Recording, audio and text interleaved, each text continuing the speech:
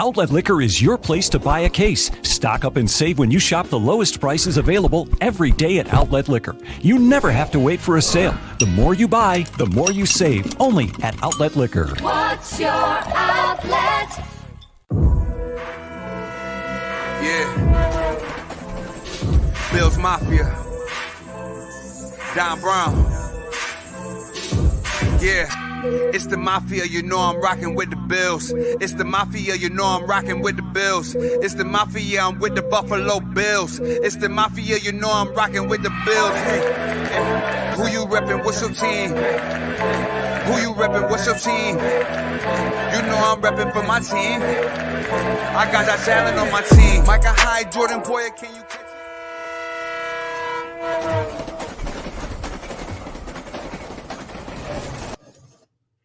Folks, welcome into a brand new episode of the Crowd Assist podcast presented by Trainwreck Sports. As always, Wake here with Kevin Masseri. Sorry, I haven't messed up pronouncing your name in so long. We're doing it for the first 3 months of working together. It's all right. Degenerate Ale still can't say it, so it doesn't matter. Appreciate that. How's it going today, buddy? Doing well, man. How are you? You know, living the dream. I'll take your line since you didn't say it. Living the dream because we have a very great guest here. Ryan Sullivan, Buffalo Fanatics. He has made waves with his draft coverage and his shitty-ass power rankings. Ryan, thanks for being here, man. How you doing on this NFL draft eve? I'm doing great. I'm excited to be here. It's, you know, we were talking offline before. We've talked so much on Twitter, publicly and all, and in the DMs a little bit here. It's nice to finally to put a voice to the tweets. Yeah, I wish I could say the same because as we're gonna go through later, I took issue with most of your Pop-Tarts power rankings were really good. Brown sugar cinnamon number 1. That's just the go-to. After that, it's everything else, really. It's a big drop-off, kind of like the quarterback class maybe this year. Who knows? But we will get into a lot of draft talk today. It is NFL Draft Eve. But first, I am proud to say that the Crowd Assist podcast is sponsored by Outlet Liquor. No matter your taste, whether it's wine or spirits, Outlet Liquor is here to make sure your cabinet is stocked and loaded. As everyone knows, they are the place to buy a case. Located at 2152 George Urban Boulevard in Depew. Open 7 days a week for walk-ins and curbside pickup only. What's your outlet? I didn't mess up the read this time. I messed it up in the inaugural episode with them as a sponsor, so we're already off to a great start. We're going to kick off the show here today with showing everyone Kevin's big board, specifically for the Bills. I'm going to share my screen here so that everyone can see it. And I'll be scrolling. And Kevin, you know, just take it away here. Let's talk about why you have Travis Etienne at number 1, and you know, just the mindset you had putting this together here. Yeah, for me, I mean, we'll start with the obvious. Devonsa Smith would obviously be, you know, on top of anyone's big board. For me, it's not a realist, so he gets a knock in the Bills' big board for not being a realistic option. The only reason I have Devonsa Smith on here, because I didn't include many of the top 10 to 12 guys, because the Bills have the potential of moving up or around the draft board. So that's kind of the reasoning there. Now, this is with the Bills picks in mind. So this isn't if the Bills pick number 1 overall, who would they take? This is where they pick currently and how, you know, I think that it'll relate to them and their future, you know, draft choices as you go down the list. So Travis Etienne, to me, I mean, you guys know, I mean, he's the most, I mean, look at my Twitter handle. He's the most obvious pick that I have here. I just think that you need to match offense with offense. The arguments against him are weird to me. I understand the value proposition. I understand some of those issues. But to me, you have the luxury to be able to take someone at 30 like Travis Etienne that can add another dynamic weapon to your offense. And no one's looking to run the ball more. We're just looking to run the ball better. And that's where Travis Etienne comes in for me. You know, it's a pretty number 1 overall choice. And that's where I think the Bills are heavily interested in him if he is there at 30. I don't know about the trade up rumors, but I do buy in if he could be the top of their board if they do trade up. We've talked about on the show many times that what would happen if they traded up and if someone like Devonsa Smith fell, you know, due to other reasons or, you know, people going elsewhere. Like, would the Bills be interested in another receiver? I mean, I think we make this argument for D-end all the time where we're like, well, we need a D-end because Addison and Hughes are old and they make a lot of money. And, you know, we didn't just sink a second round pick in the Epinesa last year or anything. But to me, it's a matter of look, so is the receiver room. Next year, you could be without Cole Beasley potentially. You could be without Sanders. So I mean, there's just where's the depth there? So if you're going to look at the age of these players, and the Bills have alluded to it, the future, look at receiver too. I mean, it's important in this offense. So to me, I don't think it's out of the running to be able to take a receiver that high. And, as you keep going down the list, there's some good names there. You have Kwity Paye, a guy I think will be much off the board by the time the Bills pick, but if he's not, probably the top of their list, probably sitting there with Etienne as, they're making some tough decisions there with Kwity Paye. My favorite edge rusher in this draft. The Bills haven't been hesitant with linebacker at all. And, JOK, as I like to say, the linebacker from Notre Dame, he's a great player. He's a guy the Bills could be very interested in sitting there number 30 if he fell. I don't see it happening. I don't see JOK or Kwity Paye being around, but they are the guys at the top of my list, and Najee Harris as well. I don't see him there. I think he goes. I mean, everyone's saying Pittsburgh. I mean, everybody's saying Pittsburgh. Yeah. Mm-hmm. So Pittsburgh or the Jets, like maybe they sweep in and take him first. The first thing that sticks out to me here is that cornerback, your highest one is down at 6. So is that just you maybe thinking that the positions you have ahead of it, running back, wide receiver, linebacker, and edge rusher, are maybe more of a priority to fill?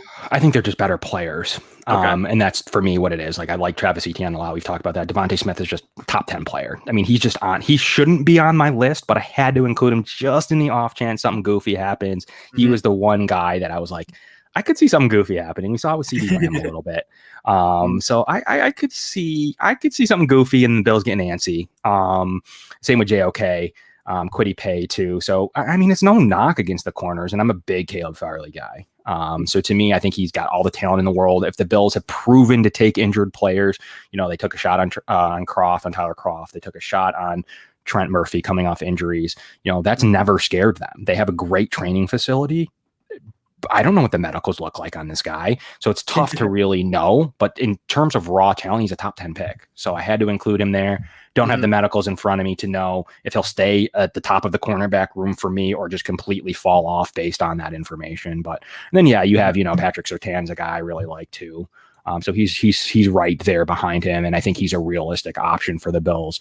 And then, Vera Tucker's a good name to look out for. I think he's a guy that many people, if they don't like running back, you got to like him. I mean, you have to go one way or the other. Yeah. You can't not like either option, guys. So that's kind of where I'm going with that. And I think he would sit pretty high as a day one starter.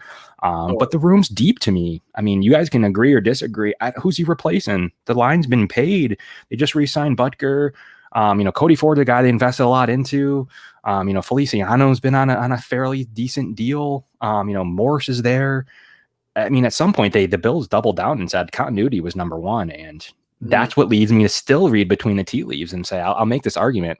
Is it running back? They need more out of the running game. They're not going to sit there and bash Devin Singletary in their out of, postseason press conferences or their, pre-draft press conferences. But I'm a Singletary guy. I personally believe he could be matched up well with a player like Travis Etienne. And as you continue to go down the list, Zaven Collins, a great name. JC Horn, a guy I really like, has been really shooting up draft boards, probably going top 20. Probably won't be anywhere near where the Bills pick, but could be wrong. But yeah, the volatility with the cornerback class this year is really interesting because you have Caleb Farley, who, if he didn't opt out, he'd probably be a top 10 pick. Like, probably lock it in. And since he did, there's a shot that he actually falls to the Bills. Ryan, I want to get your thoughts on this here. Yeah, bounce it to Ryan.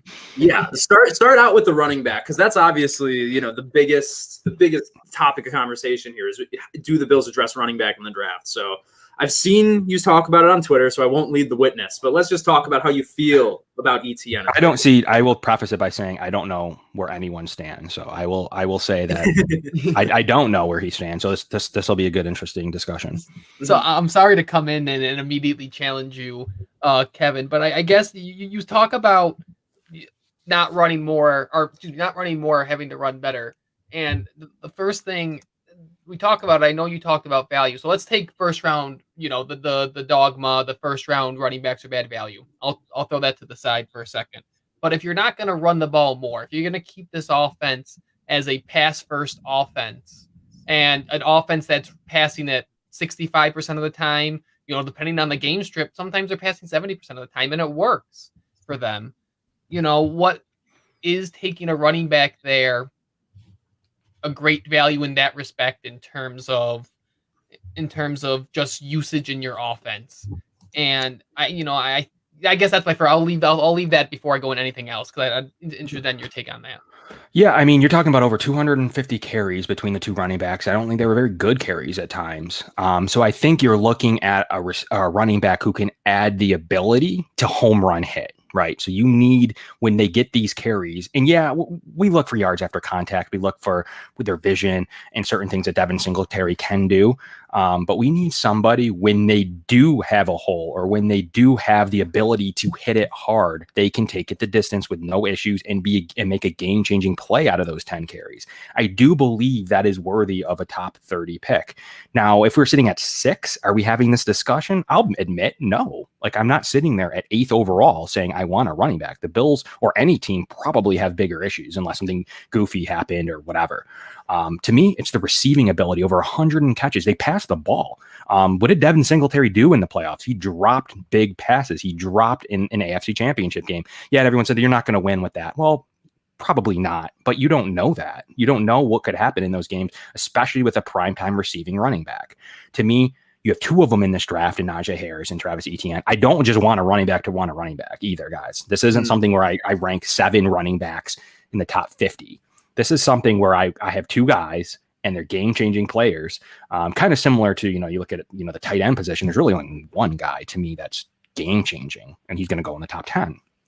To me, I think you can get the value at running back when maybe in years, there's been years with CJ Spiller and others, you would have had to sink a top 12 pick into it. Now I think you can get the running back because of this misconception and take these guys later in the draft. You're sitting at pick 30 and you're able to take a primetime running back now because of the perception of how low running back is and how much it doesn't matter and, this and that. I like the room, but I don't think it has a game-changing talent. To have a guy like him at $2 million for 4 years with a 5th-year option, you don't need to pay him, at any point. That's an important point. Like, at some point, you need to make the decision on what you're going to do with Devin Singletary anyways. Like, you're going to pay him some type of money. What are you going to do? He's already in year 3, a 4. So, you got it. You're thinking of that too. So here's my point. I think I could see a running back on the trade block if they did make this move. Brandon Beane's done it. That's the part that matters. Everyone's like, well, what are you going to do with all these running? Well, I'll tell you right now that Devin Singletary or Moss will be traded. I'll tell you that right now. I don't know which way they lean.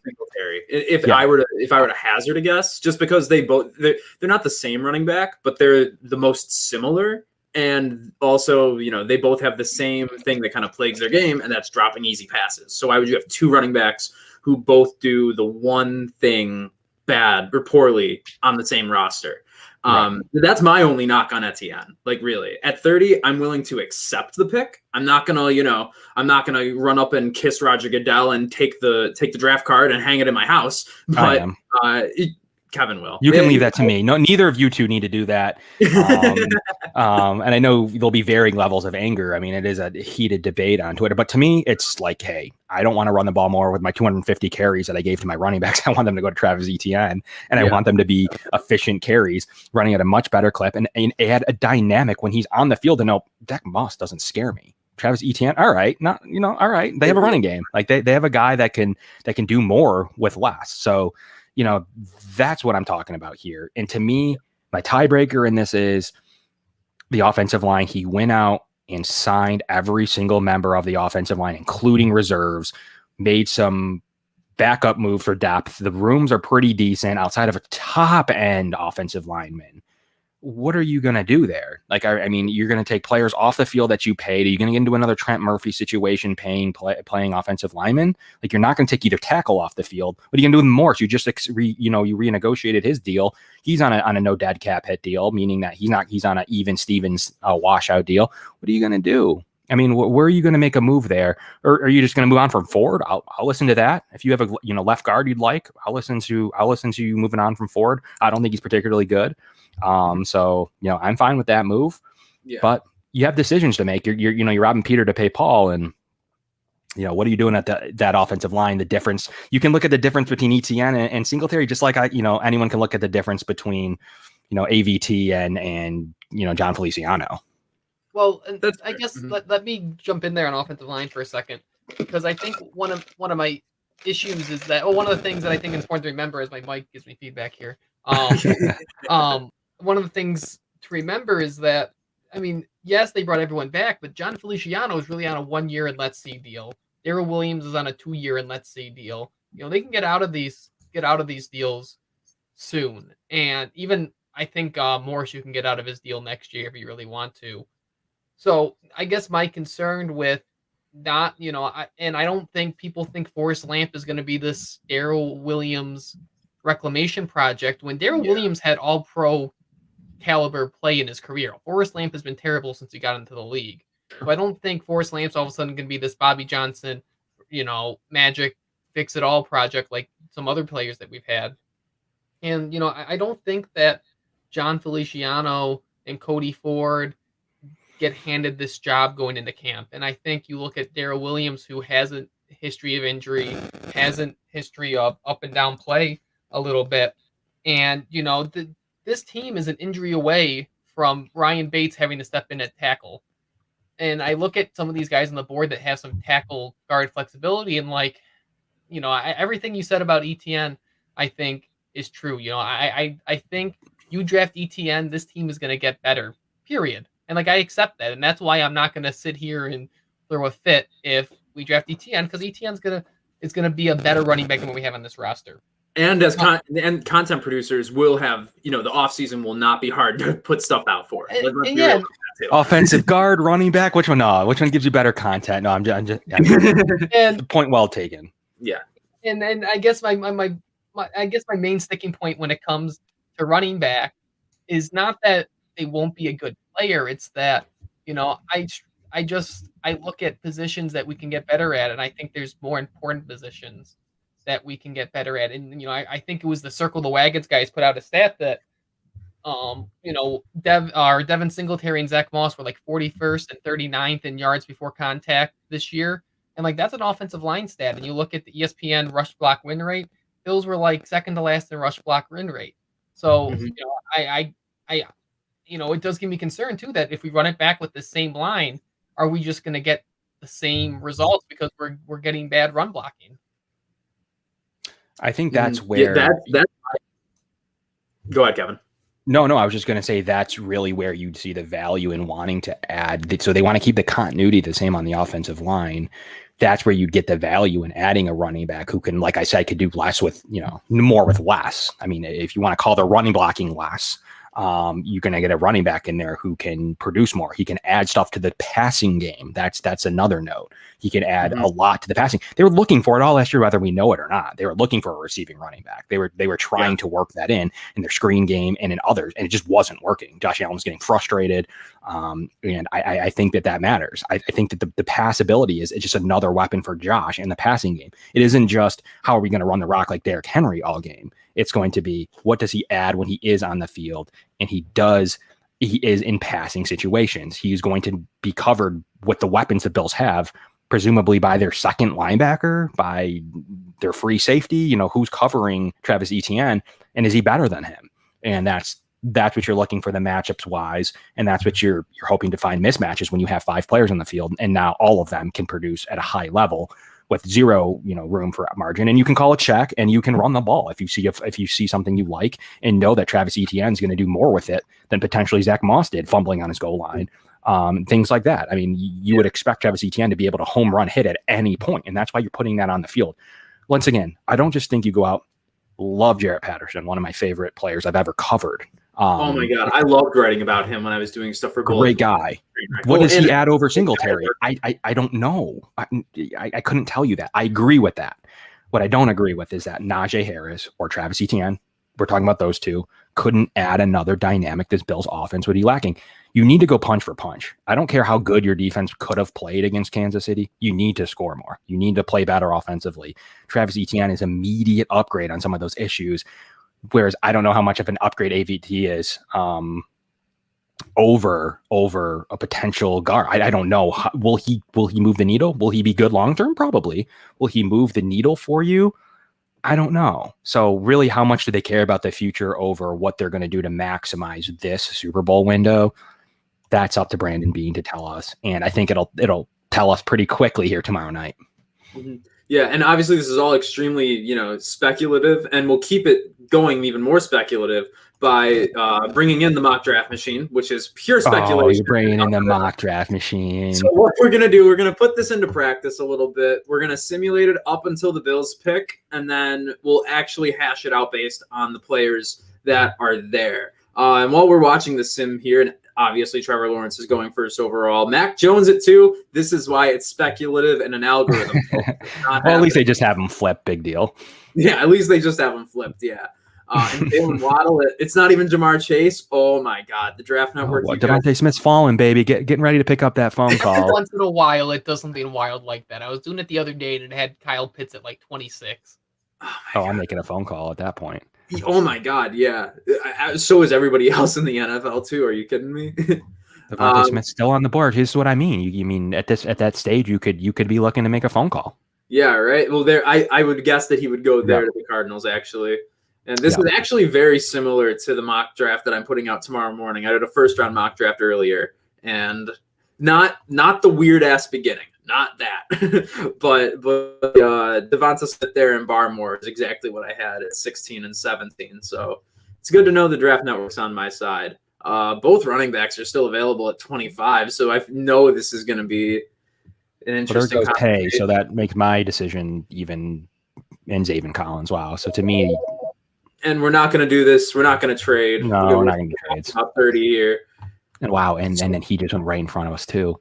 Yeah. So then, okay, now this is a situation that's really interesting because you have Joe Tryon, who's gained some serious smoke as a potential late first-round edge rusher. You have Najee Harris and Travis Etienne. You have the number 1 safety on the board, and you have Eric Stokes, who could be starting cornerback day 1. It's a good Bills board, honestly. In complete honesty, if this is what's there at 30, Brandon Beane's trading out. Like, I think we can probably agree on that. But Ryan, what are you making of this here, and where would you go if you were Brandon Beane? I'm really cornerback 2. If there's value there at cornerback 2, you look at the holes on this team, and a team that brought back 21 of 22 starters, and I can't see is Asante Samuel's on the board. He is, yeah. He's a little lower on. They have him lower here, don't they? Yeah, where's TDN have him? Let's see. Asante Samuel's 60. And who else are you looking for? Okay. Well, my point being that whether it's Stokes, whether it's I'd be pretty comfortable with any cornerback, but I want a cornerback within the first 2 rounds of this draft. Mm-hmm. And, I'm not, if we're ranking needs, if this is the board, like, I don't hate a running back at this spot because, I don't know how much play an edge rusher gets on this team. And, so I'd go cornerback. I'd be okay with that. I like Najee Harris a little bit better than Etienne. You did a really good job of selling me on Etienne, Kevin, but like, I like Harris better than Etienne. So if we're going inside the head of Brandon Beane and some of the smoke that's been out there, maybe it's all been a smoke screen for Najee Harris. It's not a terrible rationale, and I personally think he's gone at 24. But you're right. I mean, if they're both on the board, we'll see. Mm-hmm. Yeah, if Najee Harris somehow fell to 30, like that would probably be a dream come true for me because like I think he's just a more complete running back than Etienne, and I don't think there's really there may or may not be there's probably a really good debate to be had there actually. And and Ryan and I talked earlier before we got on here. We are not film watching junkies, we do it, but we don't understand it as well with the little nuances of the game as some of the really great people out there that do it, like Warren Sharp or some of those guys, Baldy, and even Mark Schofield, a great friend of the show. He's great with his quarterback breakdowns. Yep. But I think that if you want a team that can win any type of game, and there are going to be games where the passing game just doesn't work, no matter how good your quarterback is. Even last year, there were games where Patrick Mahomes, before he got injured, he didn't look like an MVP for most of the regular season last year before he turned it on in the second half. And they relied heavily on Edwards-Helaire, the 3 running backs that they have over there in Kansas City.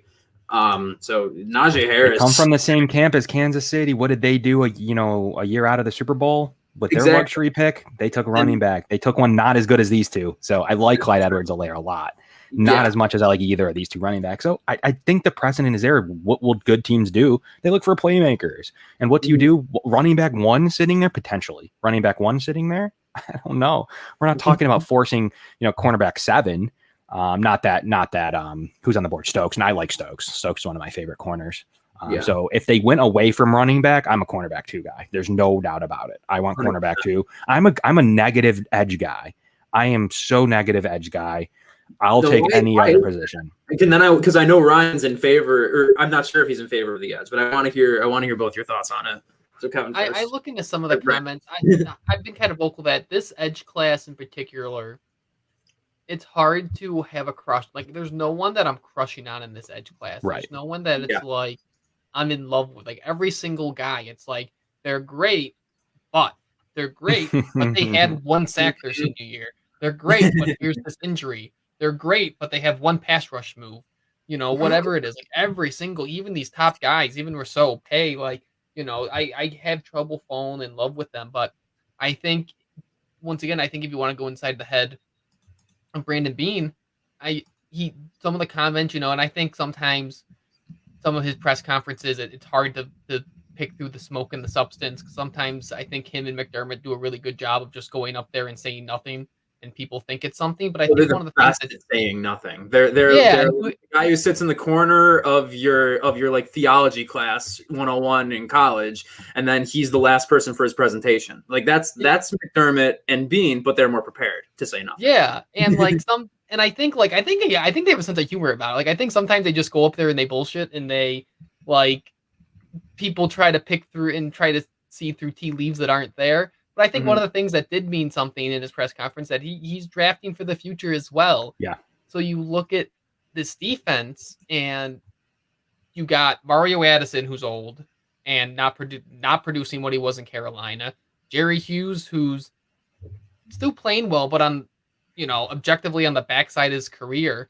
I think Joe Tryon, I don't think he's a Jerry Hughes comp, but I think is a guy that if you want someone to pair with AJ Espinosa for the next 4 years, I think is an interesting, or next 3 years, I guess, is an interesting idea. So, projecting what Brandon Beane might do, I think Tryon would be someone if he's there on the board. And I know they've been to, I think they went there at their pro day, watching him and Levi, the guy can't pronounce his last name. So, I think edge, even though I'm with you, Kevin, I don't love any edges in this draft, especially with the depth we have in the room right now. It's going to be hard to see the field, but sure. I think that's something that would happen if the board fell that way.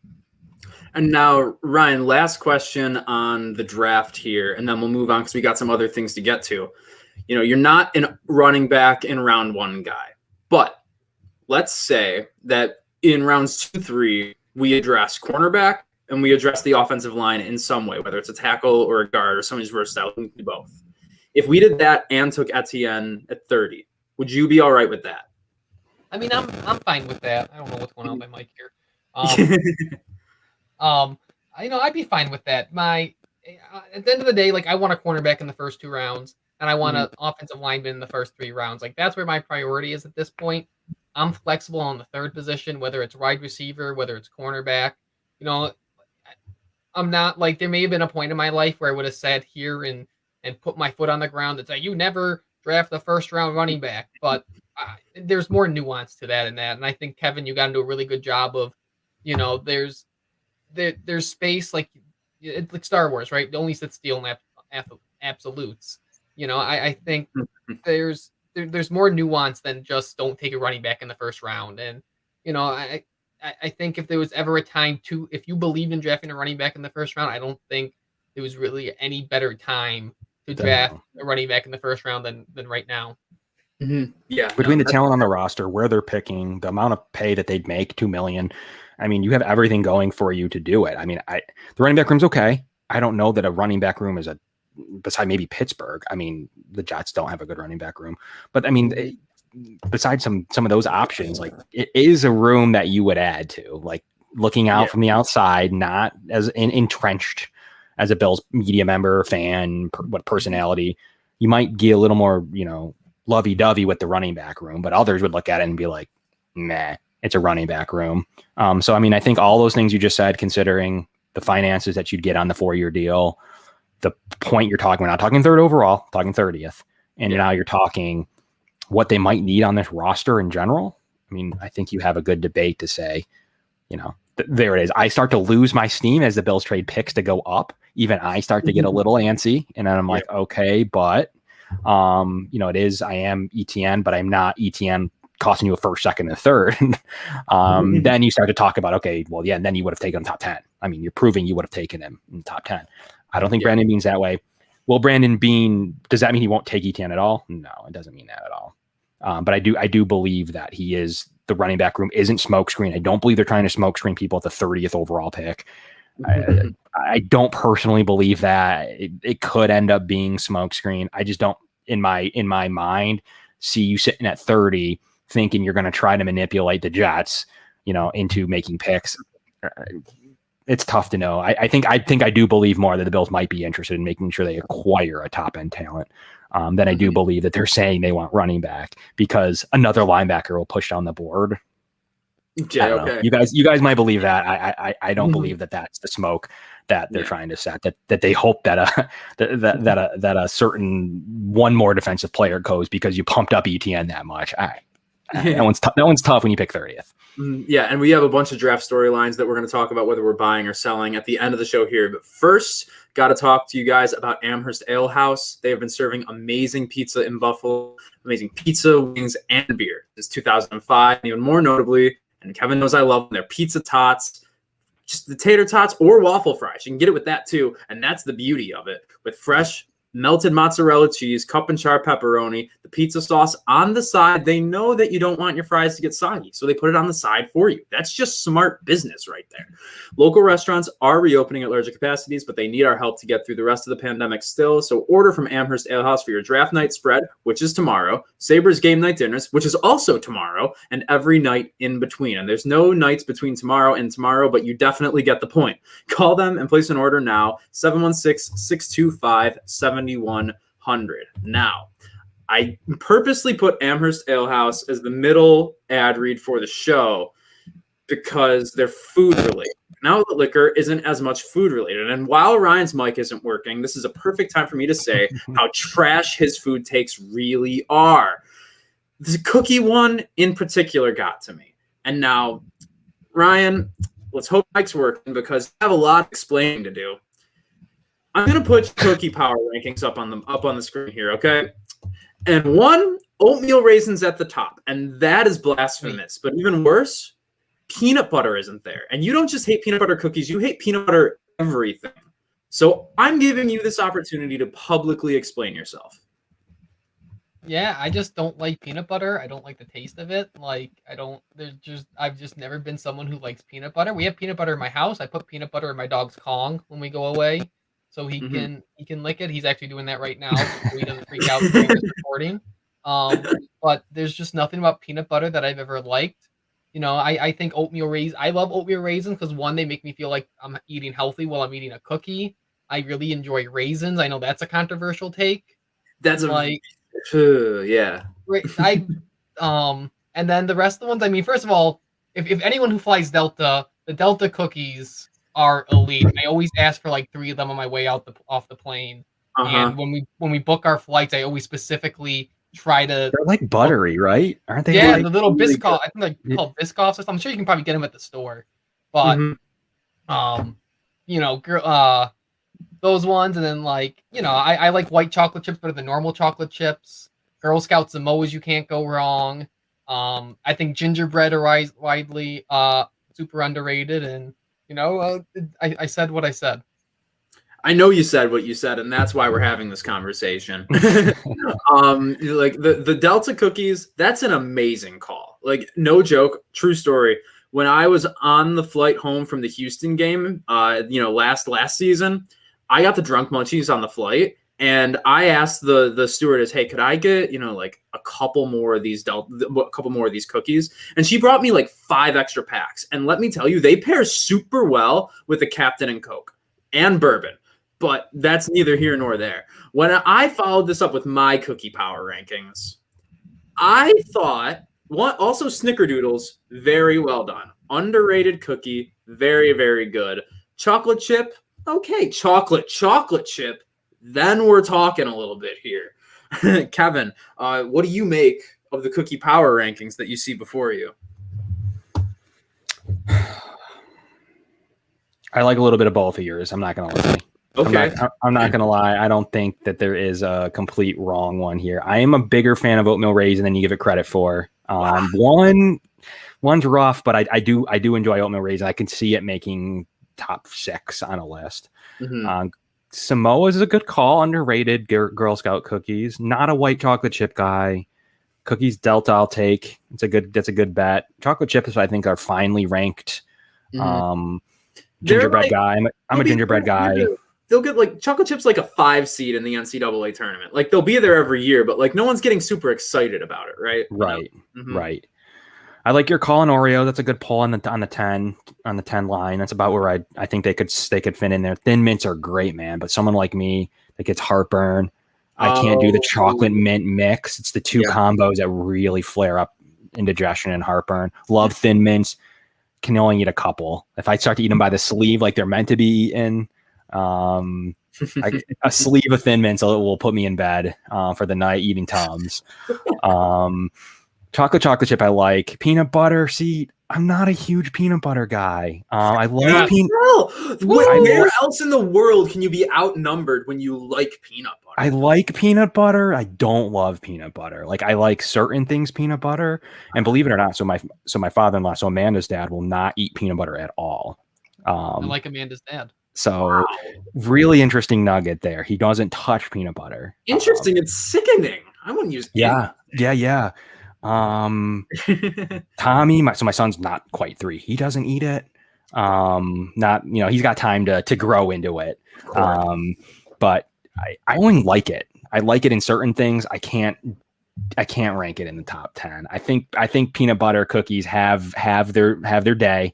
But I like it as a niche cookie, like a niche line, 11 seed in the NCAA tournament that could make some noise, but wouldn't necessarily be a betting favorite for Kevin. But so I like a little bit of both here. I think Oreo is a good call there, 10 seed. Mm-hmm. But I like a combo of your two lists, let's just say. So I'll kind of break the tie. And I like the oatmeal raisin call. I think it's underrated. I think it gets a lot of heat. That's aggressive. But I do think oatmeal raisin that has a place from 4 to 6.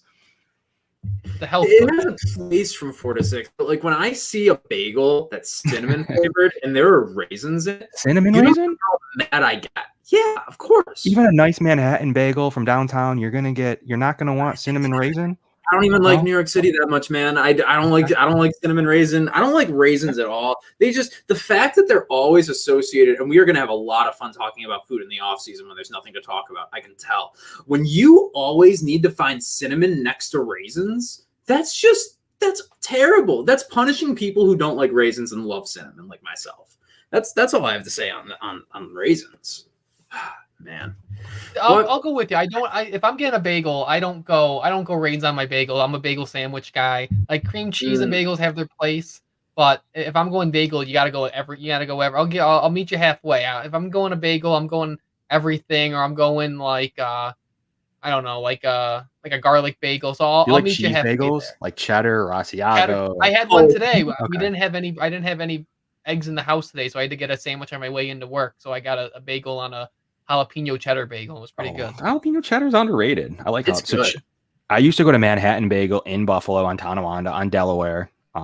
Used to live right by and loved it. I just thought they were good bagels there. Bagels are elite. Bagels are versatile. And that was one of them, my favorite in Buffalo. I don't know what currently holds it now that Manhattan closed. I don't know what whether it's Bacon J's or that. You know what? We're doing the tour for the world's greatest wing with wing reviews. But bagels might be a way to unite the rest. You have a lot of options, though. Like with Wing Review, you got great choices, street by street by. I mean, we're talking like 4. We have like 4. Wegmans would come in there in the 5th seat. Like, it'd be a short series, it'd be easy to produce. Yeah, for sure. That being said, we are running to the end of the show here, but we do have some storylines from the past week or two that have come up that we do want to talk about. Ryan, you've been extremely vocal about one of them in particular being about Mac Jones. So Of course. there's some words being said that he may go at 3 to San Francisco. He could also fall at the end of the first round, which would be completely foreseeable. So Ryan, how do you feel about Mac Jones? Don't hold back, buddy. I just don't understand why you would go with a quarterback like that in modern football. It boggles my mind. Like you see the way the game's going with these athletic quarterbacks and guys who can make throws off platform and off schedule and have these monster arms, and why you would get this guy. And like I understand why Shanahan would go after him, because he's the guy that can kind of just be your joystick out there, and it's like he'll just be an extension of Shanahan's brain, the same way that Goff was kind of an extension of McVay's brain on the field. But like, why pigeonhole yourself in something like that when you can get a guy like Justin Fields who has 10 times the traits that Mac Jones does? Like, it's insane. And maybe Kyle Shanahan really is the greatest offensive mind of our generation. But although he is, he also signed Jimmy G to a 6-year extension. Well, and he right wanted off the Kirk bat. Cousins. Like, yeah. So, like, do we really want to trust what he says of all people? Like, he can be a great play designer, but then also be really shitty at of finding quarterbacks and of evaluating quarterback play. And like, maybe in 2 years you can play this clip and I'll look like an idiot, but it just seems silly to me how you look at modern football and you're like, let's go back to those pocket passers. That's what I want. Like, I don't know. Why would you go from Jimmy G back to Andy Dalton? I don't. Yeah, exactly. Yeah, if I can see if the Saints still had Drew Brees, that'd be a good person for Mac Jones to learn from. If he falls to 32 and the Bucs want to take him to learn under Tom Brady, that makes sense, I guess. But he's a very niche type of quarterback who, against all odds, probably will not succeed in the NFL. Throw him into New England and let him battle with Cam Newton. Just two totally different players. Just let's just see what happens in that trade round. I hope the Patriots draft, because Trey Lance, I'm kind of scared of, to be honest. Wild card. He doesn't know how to tread on the tires, but his projection, speaks for itself. And Justin Fields, he could be the next Deshaun Watson, to be completely honest. So, there's a lot to go there. And we'll move to Justin Fields here. There's a lot of talk of him falling because of the epilepsy and also just because of other various concerns about his game that people don't think he is maybe a top quarterback. So, Kevin and I talked about this a little bit last week. So, Ryan, we'll let you keep going with this here. Where do you see Fields going, and where do you think he should go, just to be honest? Where do I think he should go? I liked him in Denver, honestly. I don't know what I know that's in our show notes for later. So, I don't know what the team fit is for him in those first few, because now I think you're in a really interesting situation that Denver doesn't need to draft a quarterback. Like, I'm terrified he's going to end up in New England, because I think, and maybe it's just I want to really cheer for him. I really want to see him do well, because everyone seems to think he's this terrible quarterback who's this other Ohio State guy. And, I want to see him, I don't know what the perfect situation for him. I think he's a really unique talent, but, if he starts falling, if he gets out of that top 5, 6, 7, like, you got to think New England is calling up. You got to think, maybe Philadelphia. I don't know if that's necessarily Nick Sirianni or Nick, whatever, like, what's the name of the guy? Right? Sirianni seems like kind of a nutcase, so I don't know if that's the best spot for him. But, I hope it's somewhere, just because, like, he gets so much. I think people helmet scout with him, and people are like, wow, Dwayne Haskins, well, Cardell Jones, well, whoever. I hope I want to see him succeed, just because I want to see him, like, kind of like Josh, kind of prove all these people that, have all these sometimes educated, sometimes uneducated things to say about him. Yeah. And then you brought up Denver there. So, Kevin, over to you. Denver obviously traded for Teddy Bridgewater earlier. Do you think they still might draft a quarterback in the first round? Maybe they're not eyeing it as much as they were, but what do you see with them? No, I don't. I don't think you make that try. I just, it's something about it. The optics, there's something about it. They were sitting there like, we're going to go a different direction. We want to solidify it at a 6th round pick cost right now. Then when people know we don't take a quarterback now, maybe you have to pay us a lot higher or something, as we're sitting in day 2 or day 3, as teams now know you didn't get one of the guys. I don't think that they do.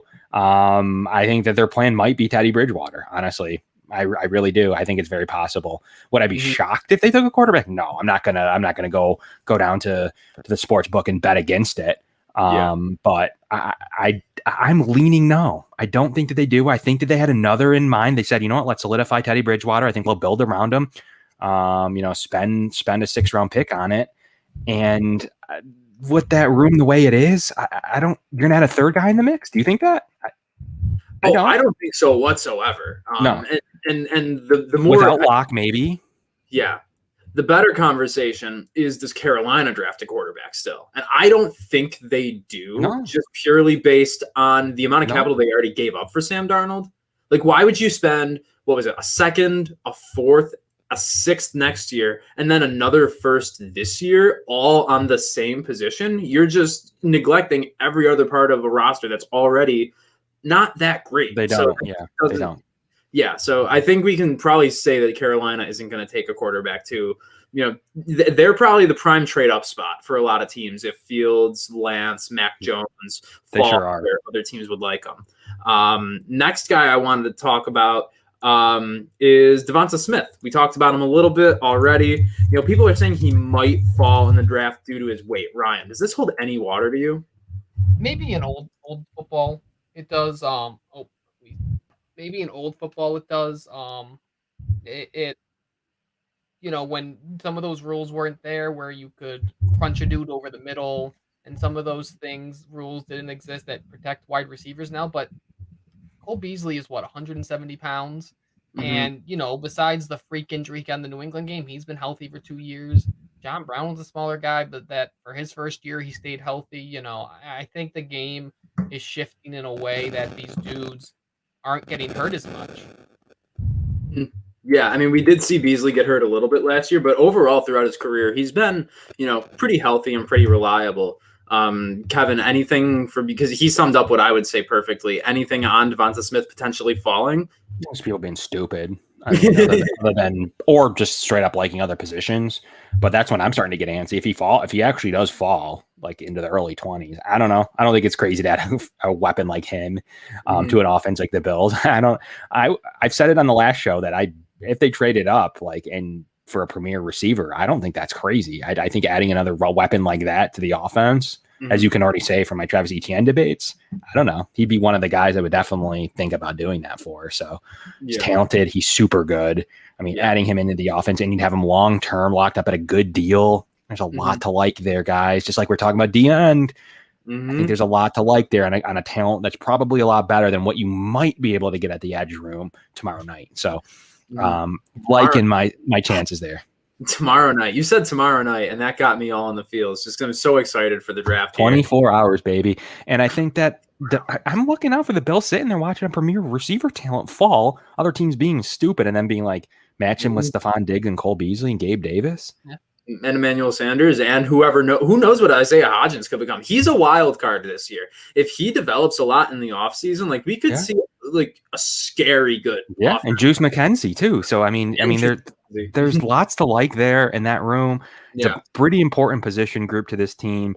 1 or 2 injuries and it starts for any team, but the Bills don't want any situation where they don't have good pass catchers on the field. That's just the way that they operate. And to be able to grow him behind Stephon Diggs and let him learn behind players like Emmanuel Sanders and the slot room like Cole Beasley. I mean, you can learn a lot from 3 talented receivers and pair up with Gabe Davis and Stephon Diggs for long term. I mean, that's the kind of thing you dream about at those probably with Gabe Davis on a 4th round pick deal. Devonta Smith on a teens to end of the mid early 20s deal. It's an interesting proposition that Brandon Beane will think about if a talented player like that starts to drop. That's why he's number 2 on my board. He would even be number 1, except for I just don't think it's realistic. Yeah, definitely probably not realistic. Yeah. We do have Trainwreck tonight coming up, a huge episode. We got Joe Licata, we got Brother Bill, Chris Collins, a whole slew of guests. I think Dwayne is going to come in from 2 Goalies, 1 Mic is going to come in and talk about UPL and the Sabres. So we do got to get out of here. But first, Ryan, thank you for being here. Why don't you tell everyone where they can find your work, if you have anything cool that you're working on that they should look out for? Yeah, thanks for having me, guys. It was a lot of fun. It's glad to finally be on with you guys. Over at Buffalo Fanatics at Sports Rock 2 on Twitter. 585 report you can find wherever you get podcasts. Drops every Saturday night. We might drop Sunday after the draft. This week, Nice. me and Mitch Broder, I wrote an article on traded down, trade up options, and just like you guys do a lot of great YouTube and live content. Buffalo Fanatics has a lot of super great live YouTube content weekly that to add to your whatever content you like to take in. Yeah, when Yeah, you when guys make your a lot of mic's working, I love When my listening to you. mic's working. Yeah, when your mic's working, it's a great show you put on. You got to get out of here because I am joining Maniac momentarily for Trainwreck tonight. So everybody, stay tuned for that. Thank you, Ryan. Thank you, Kevin. And have a good night's sleep. Make sure you leave out those cookies for Mel Kiper Jr. It's draft night eve. We will see you Oatmeal guys. raisin cookies. Yeah. Not oatmeal raisin. Okay, I'm going to end it early now. I'm going to cut you off. I have the ability to mute your mic. I should have done that. We'll see you guys tomorrow for our live stream starting at 7.